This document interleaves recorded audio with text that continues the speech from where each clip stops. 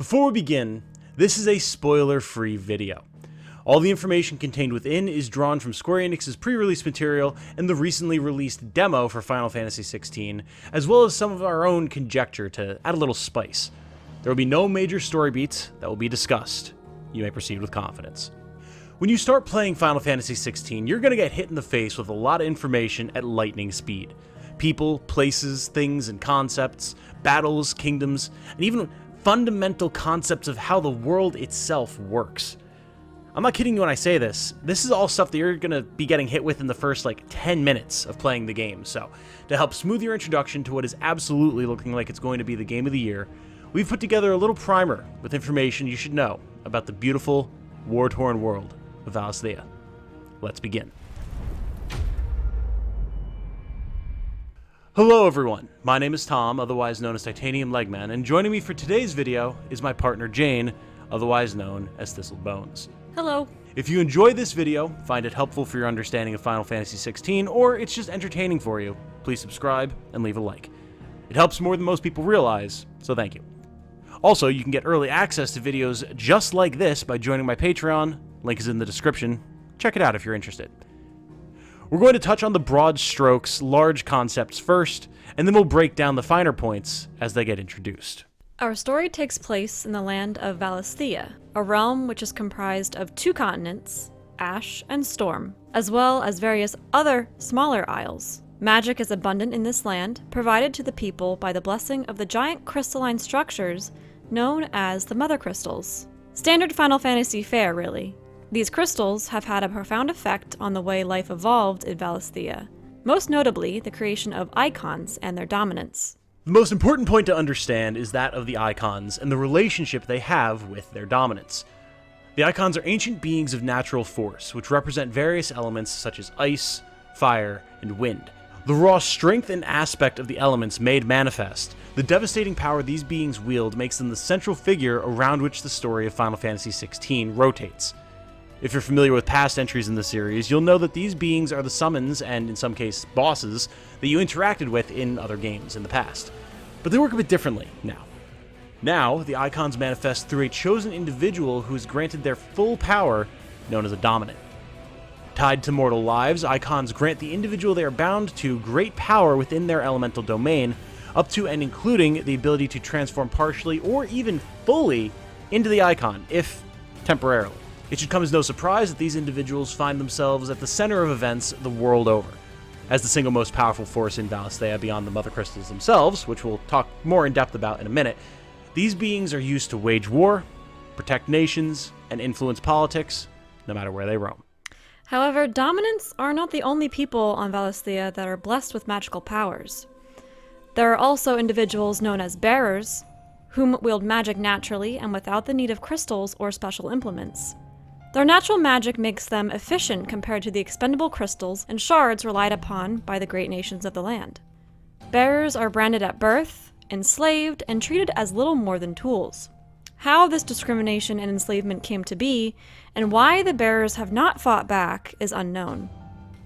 A mark on the cheeks of bearers to display their status, or lack thereof. Every child is tested when born, and if they are discovered to wield magic naturally, they are branded and taken by the local government. If a bearer is missed at birth due to parental interference, incompetence, or because they are a quote-unquote late bloomer, they will still typically be found out sooner rather than later. Horrifically, the Nations of Valisthea all mark and raise their bearers in similar fashion to facilitate easy trading of bearers across borders. However, despite this shared marking of bearers, it is notable that how these people are treated varies from kingdom to kingdom.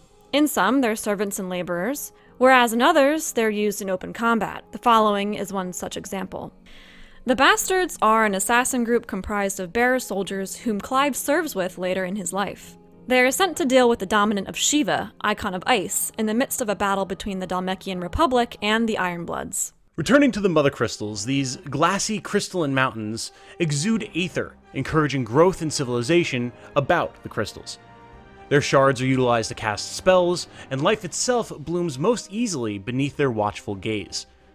Due to this power, the Mothercrystals have always been points of conflict in the world, with battles and wars fought regularly for control of them.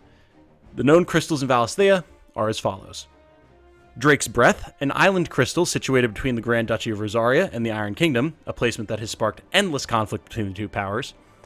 Drake's Head, situated at the center of the Holy Empire of Sanbreque, which grants much prosperity to the nation, leading to its rise to power. Drake's Spine, controlled by the isolationist Kingdom of Wallode, and is used by its king to empower his army. Drake's Fang, hidden in a mountain range in the Dhalmekian Republic, which has allowed the Republic to wield great power in the southern half of the Continent of Storm. Drake's Tail is the tallest crystal in the land, and stands at the center of the Crystalline Dominion, a political land forged from a council of representatives from the various nations of Valisthea. Drake's Eye, the final crystal, seems to have lost its power, and could formerly, quote-unquote, be found in the ruined northern territories above the Grand Duchy of Rosaria. Rumors abound that, much like with Drake's Eye, the Mothercrystals as a whole are also losing their power. The rumors continue to claim that, as the crystal's power wanes, the land itself will wither and die. If true, this is surely going to drive the nations of Valisthea to ever greater conflict over what little resources remain. Speaking of the great nations of Final Fantasy XVI, that's our next topic of discussion.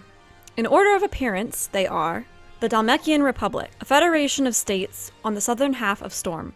A desert nation under the protection of the Eikon Titan, the Republic is more progressive than its peers.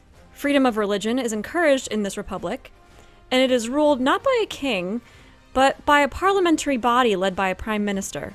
Its standing army is known as the Men of the Fist, and is notable for its infantry, battle mages, and siege weaponry. Next up is the Iron Kingdom, an island nation off the west coast of Storm.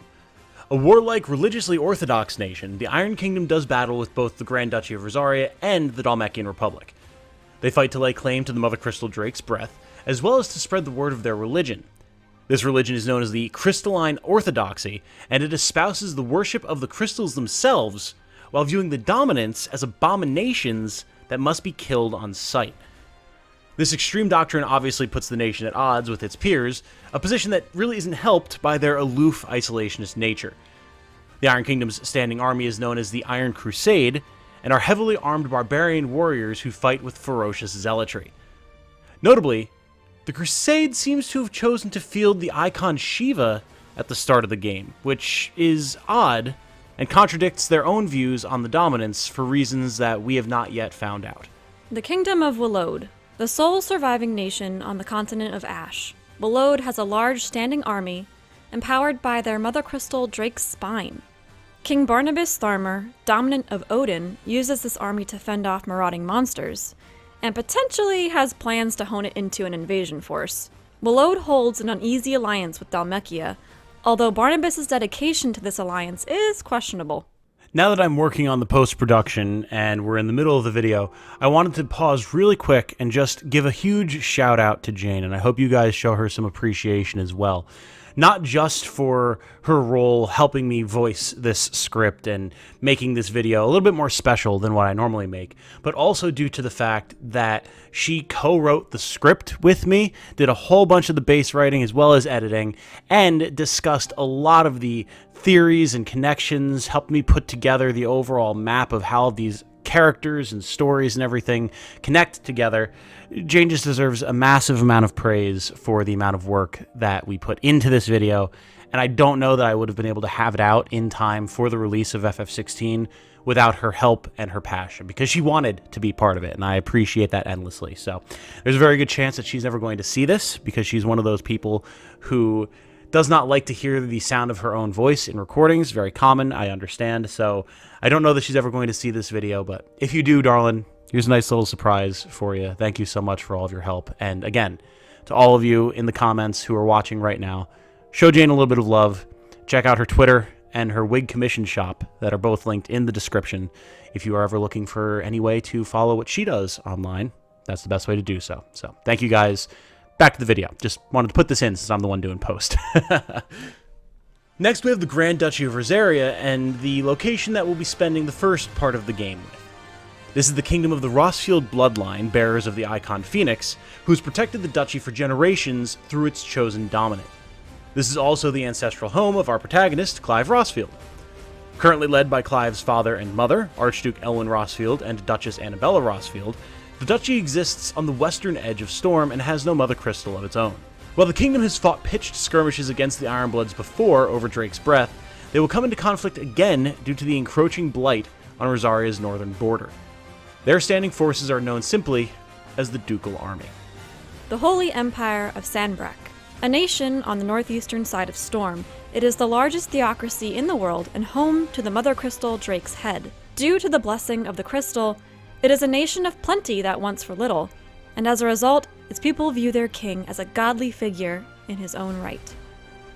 Finally, we have the Deadlands, and while they're not a nation in their own right, these are lands that have been corrupted and destroyed by the spreading blight, draining the very earth of Aether and devastating life in the area. The continuous advance of the blight has pushed the edges of these Deadlands ever closer to civilization, disrupting life and forcing conflicts between humanity and disrupted wildlife. And so, even though there's not like a political entity controlling this, it still feels like it's important for you to know that this is a place that exists and is growing. Given that the first act of the game highlights the Grand Duchy of Rosaria, there are some finer points that bear mentioning in order to ease your understanding of Clive's early years and Rosarian culture. The duchy is analogous to your standard fantasy nations. It's full of dedicated, hardworking folk who love their ruler and fight with spirited camaraderie. They aren't the most prosperous nation, as seen in their mundane military equipment compared to the more ornate armor of nations like the Holy Empire of Sanbreque. That said, the warriors of the army make up for this with their sheer skill, bravado, and courage. The duchy is also notable for its silver war chocobos, thus far only seen in Rosaria, such as Clive's fiercely loyal war steed Ambrosia. Rosaria's standing army, as previously mentioned, is known as the Ducal Army, made up of a mix of standard soldiers and the more senior and elite, or noble, shields. They utilize versatile equipment, adjustable armor, long swords, and battle axes. When joining the army, a soldier will receive one such sword that represents their oath to the nation.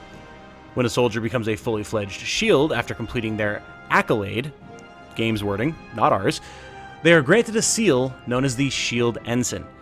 This bears an inscription reading, quote, "May the blessing of the crystal go with us and shield the Firebird's flames forevermore," unquote. An oath taken so seriously that you may even sometimes hear Clive exclaiming forevermore during combat when executing an enemy. Clive himself is not only the firstborn son of Archduke Elwin, he is also the first shield of Rosaria and personal guard of the Phoenix. At birth, Clive was unexpectedly rejected by the Phoenix, failing to become the dominant of the Icon of Fire. This came as a shock to his family, as the Rosfield bloodline has carried the burden of the dominant for generations, and Clive was the firstborn son since the passing of the previous Phoenix. As a result of this failure, Clive found himself without purpose until his younger brother Joshua was chosen, at which point Clive dedicated himself to Joshua's protection. After rigorous training, he earned the position of First Shield and was blessed with a fraction of the Phoenix's power by Joshua. As such, Clive became a skilled swordsman and mage in equal measure, allowing for combat feats that far exceed what one might expect of someone his age. Of course, if we're going to discuss Clive, we should also discuss the rest of his family, including the current rulers of Rosaria, his father Elwin and his mother Anabella. Elwin is the Archduke of the Grand Duchy of Rosaria. He is the father to Clive and Joshua, and a kind and wise ruler who has led Rosaria well, despite being passed over for the role of the Phoenix, previously held by his father. Loved by all for his steadfast, caring leadership, he also quelled the rebel Northern Territories, former home of Clive's adopted sister Jill, prior to the start of the game. Anabella is, unsurprisingly, the wife of Elwin and mother of Clive and Joshua. Her bloodline has carried the Phoenix for many generations, and now that her second-born son, Joshua, has been chosen as the dominant, she dotes on him ceaselessly. However, for every loving act she provides to Joshua, Anabella delivers scornful looks and thinly veiled contempt towards Clive, who she views as a failure. Joshua is the youngest son of Elwin and Anabella. The dominant of Phoenix, Joshua is viewed as the protector and savior of Rosaria, and is heir to the dukedom. Despite being a dominant, he is an innocent and caring boy who struggles to bear the immense pressure he feels due to his position. However, despite this, he draws strength from his relationship with his elder brother Clive and admires his strength and dedication. Next we come to Jill Warrick, a princess of the Northern Territories and adopted sister of Clive and Joshua. After the territories were subdued by Duke Rosfield, Jill was made a ward of the state and wound up integrated easily into Rosarian society. A caring and friendly girl, she prays to the moon deity Metia for guidance and protection for both herself and her family in times of distress. In folklore, Metia is said to be the messenger that carries with her the prayers of the people, ferrying them to the heavens. She's represented by a bright red star that rests below the moon in the night sky, and Jill's faith in Metia seems so strong that she sheds tears when praying for Clive's safety. And of course, we cannot forget Torgal, the lifelong companion to Clive, who raised him from a pup after Elwin brought Torgal home from the campaign to quell the rebellions in the Northern Territories. He will come to travel with Clive for the course of his journeys, is a very good boy, and a staple in the hero's party.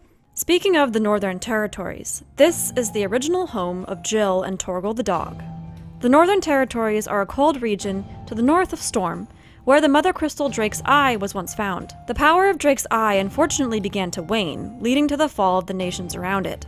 A phenomenon known as the Blight appeared simultaneously, leading to conspiracies that the failing of the crystal was responsible for the Blight. The Blight is a mysterious plague that is slowly spreading across the land. It leaves flora and fauna and the land itself withered and drained of life, forcing abnormal migration patterns and loss of farmland. While it's unknown how or why this is happening, there are whispers that the Mothercrystals themselves may be to blame. Whether there's any actual truth to these speculations is currently unknown. What is clear, however, is should the crystals fail, it will drive already combative nations to even greater fits of war over the land's increasingly scarce resources.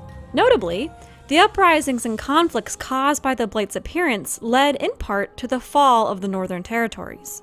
This allowed Archduke Elwin to quell these uprisings for good and assimilate the territories into Rosaria proper.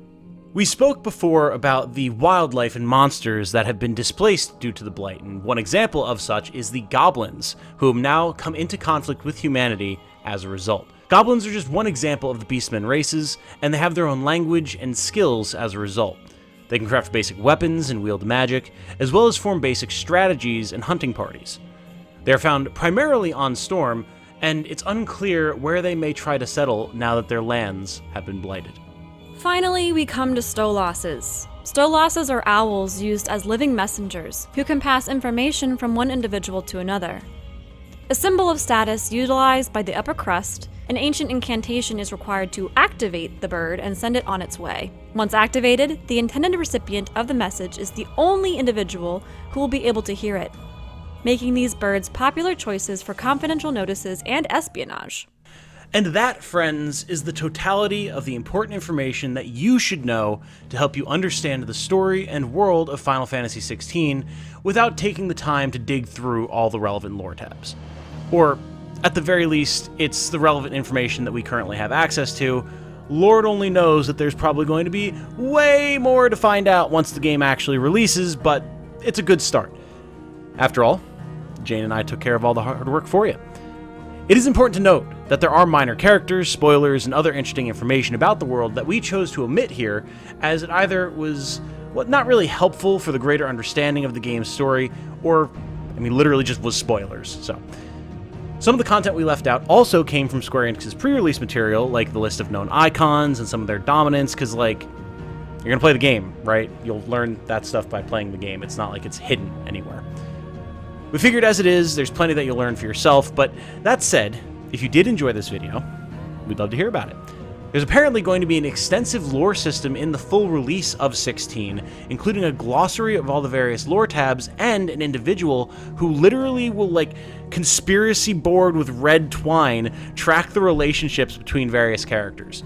This could be an awesome resource for learning about the game, and if you all would like to see us make more videos like this using these resources, leave a like, a comment, let us know. This was a ton of fun to do, but that was also a lot of work, so do show us a little bit of love. Also, if you want to get early access to videos just like this, you can consider joining my Patreon at the $10 tier to see both this script and get ad-free video access a day early. With all that said, thank you all so much for watching. We hope you have a good night. Stay safe and healthy out there, and remember, be good to each other. Bye now. Bye.